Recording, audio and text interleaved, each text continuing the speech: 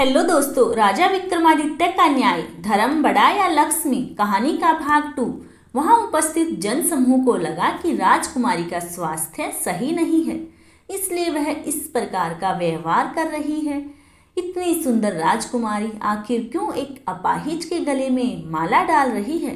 आखिर में लोगों के सुझाव से राजकुमारी को दोबारा माला दी गई ताकि वह सही वर का चुनाव कर सके। पर इस बार भी राजकुमारी ने विक्रमादित्य के गले में ही माला डाली। राजकुमारी के इस व्यवहार से वहां आए राजा और राजकुमार क्रोधित हो राजकुमारी के पिता से बोले, आपकी पुत्री को यदि एक अपाहिज से विवाह करना था तो हम सबको आपने निमंत्रण क्यों भेजा? राजा भी बहुत शर्मिंदा थे, पर क्या करते, सामाजिक रीतियों का पालन भी करना जरूरी था। इसलिए उन्होंने राजकुमारी का विवाह उस अपाहिज के साथ करवा दिया और राजमहल से विदा कर दिया। राजकुमारी राजा विक्रमादित्य के साथ उस तेली के यहाँ आकर रहने लगी।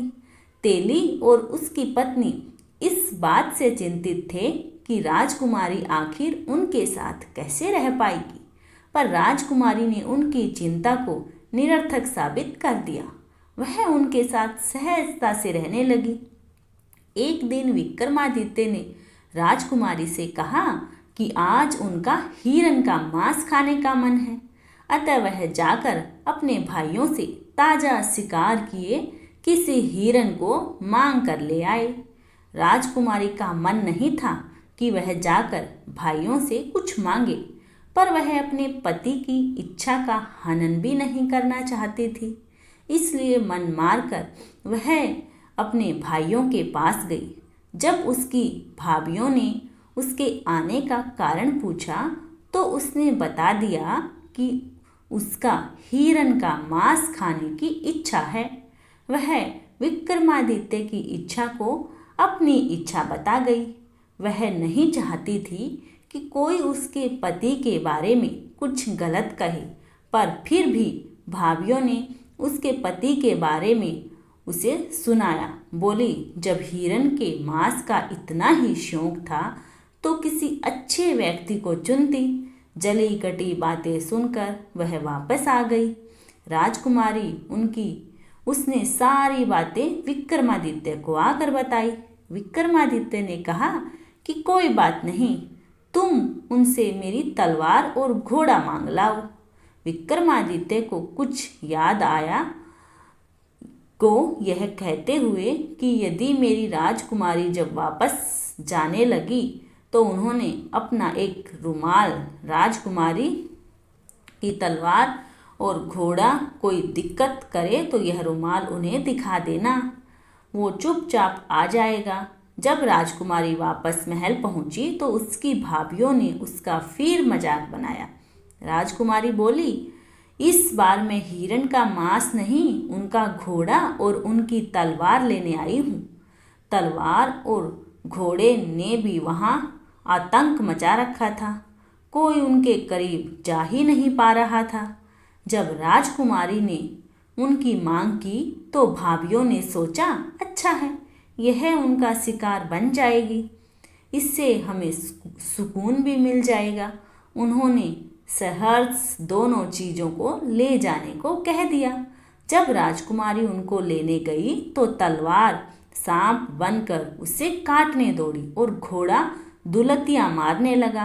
राजकुमारी को विक्रमादित्य की कही बात याद आ गई। उसने तुरंत रुमाल निकालकर उन्हें दिखा दिया। विक्रमादित्य की रुमाल देखते ही दोनों शांत हो गए। राजकुमारी ने तलवार उठा ली और घोड़े की लगाम पकड़कर वापस विक्रमादित्य के पास आ गई। जब शाम होने को हुई तो विक्रमादित्य ने राजकुमारी से कहा कि अब वह उसे घोड़े की पीठ पर बैठा दे, आज वह शिकार खेलने जाएगा। राजकुमारी ने कहा कि आप कैसे घोड़े की सवारी कर पाएंगे?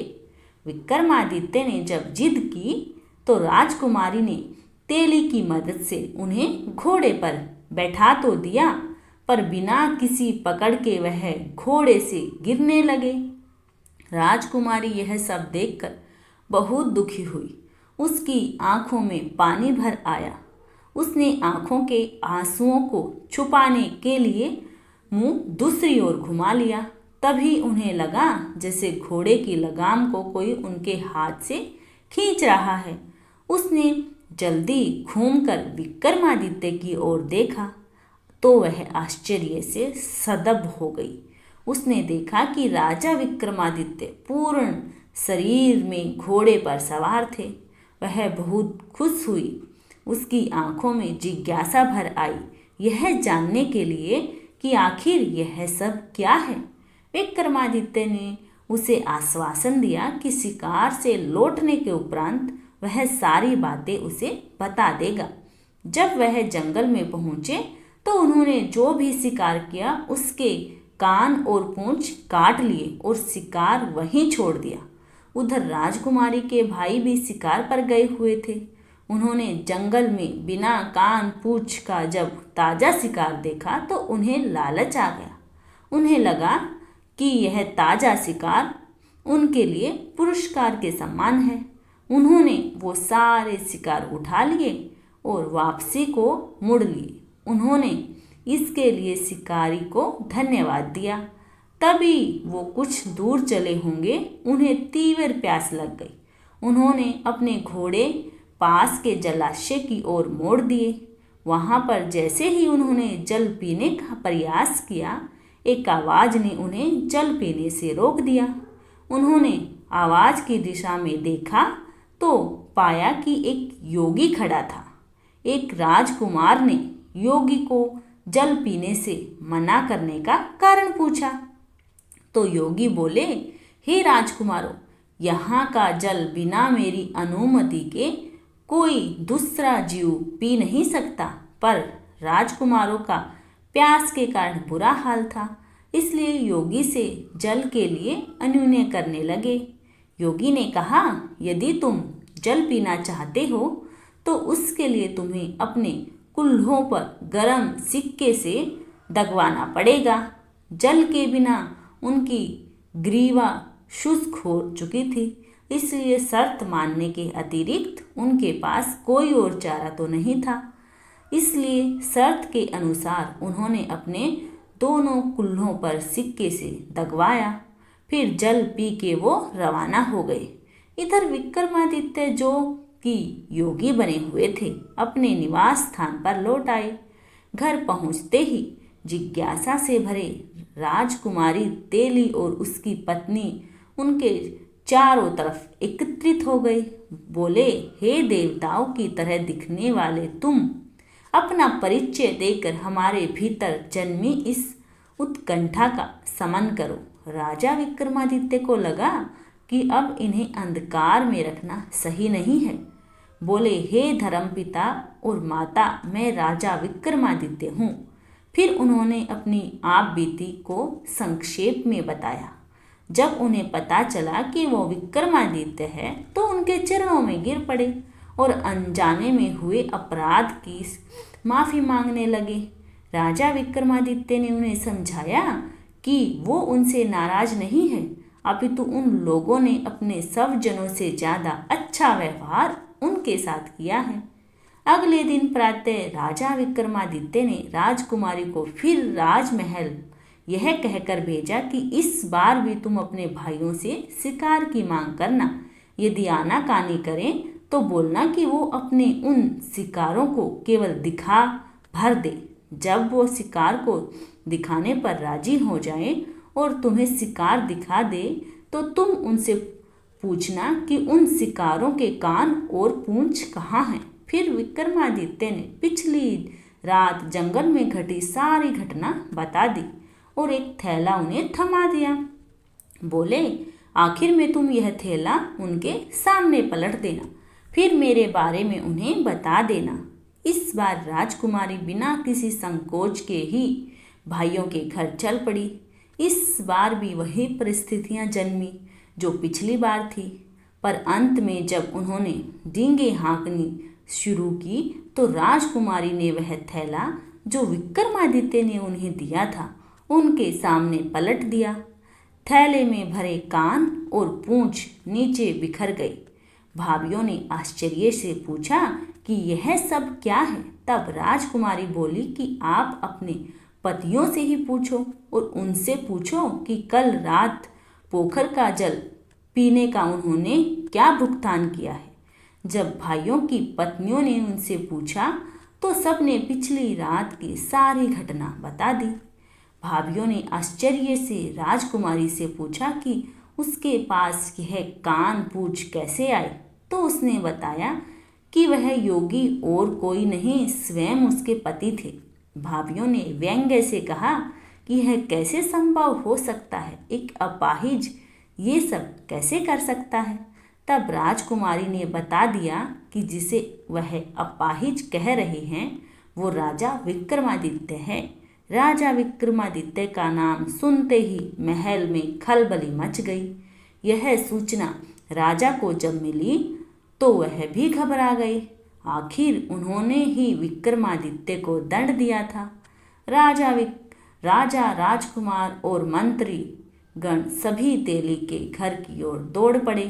राजा और राजकुमार सभी राजा के पैरों में गिरकर क्षमा याचना करने लगे। राजा ने उन सबको कहा कि आप लोग दुखी न हो, यह मेरे धर्म की परीक्षा थी, इसलिए आप लोगों की मति घूम गई थी। अतः आप लोग यह बात अपने मस्तिष्क से निकाल दें कि मैं आपसे नाराज हूँ। सब खुश हो गए और राजा को अपने महल में ले आए। उनकी खूब आवभगत की। कुछ दिन वहाँ रहने के उपरांत राजा ने वहाँ से विदाई ली और पूरे साजो सामान से राजा ने उन्हें विदा किया।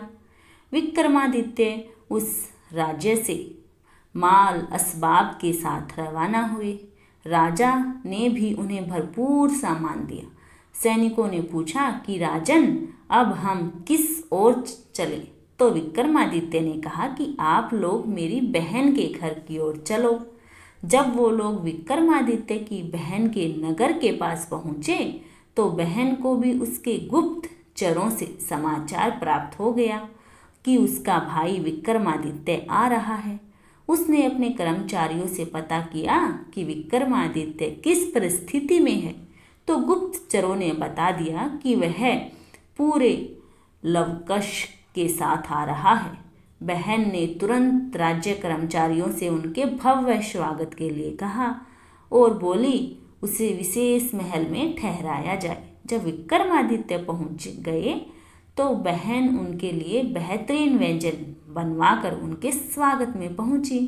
राजा विक्रमादित्य ने वह भोजन करने से मना कर दिया और बहन को लेकर वह गौशाला में पहुँचे। एक जगह जमीन खोदकर उन्होंने सूखी रोटियां निकाली जो उस समय बहन ने उनके लिए खाने को भेजी थी, जब उन पर लक्ष्मी रुष्ट थी। बहन बहुत शर्मिंदा हुई। उसने अपने किए पर शर्मिंदगी जताई, लेकिन विक्रमादित्य ने कहा, बहन, मुझे इस बात का कोई दुख नहीं है, पर तुम्हें संबंधों की मर्यादा का पालन करना था। अगले दिन वो वहाँ से रवाना हो गए। अपने कर्मचारियों से मित्र के घर चलने को कहा।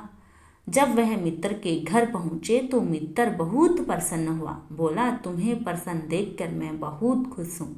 तुम्हारी वह विपत्ति टल गई, यह देखकर मन बहुत ही आनंदित हुआ। आपसे अनुरोध है कि आप आज रात कम से कम मेरा आतिथ्य स्वीकार करें। विक्रमादित्य ने कहा कि मित्र, मुझे खुद को भी तुम्हारे यहाँ रुकने की इच्छा थी। वह विक्रमादित्य को लेकर अपने विशेष कक्ष में पहुँचा। वहाँ दोनों मित्रों के मध्य पुराने दिनों की चर्चा हुई।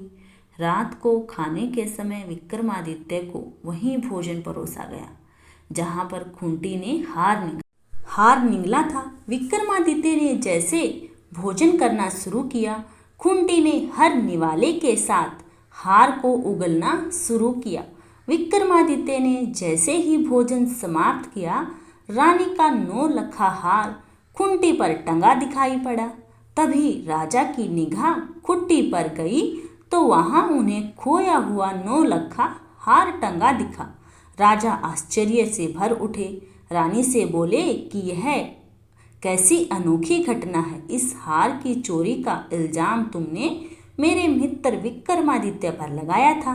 तब मैंने तुम्हें कहा था कि ऐसा कार्य मेरा मित्र विक्रमादित्य नहीं कर सकता, जो दुनिया की तकलीफ़ों को हरता रहता है। क्या वह एक तुच्छ हार के लिए इतना गिर सकता है? जाओ अपना हार ले लो। रानी को अपने द्वारा किए गए कार्य पर बहुत शर्मिंदगी हुई। उसने हाथ जोड़कर विक्रमादित्य से माफ़ी मांगी। बोली, हे राजन, मेरी मद्दी को उस समय न जाने क्या हुआ था।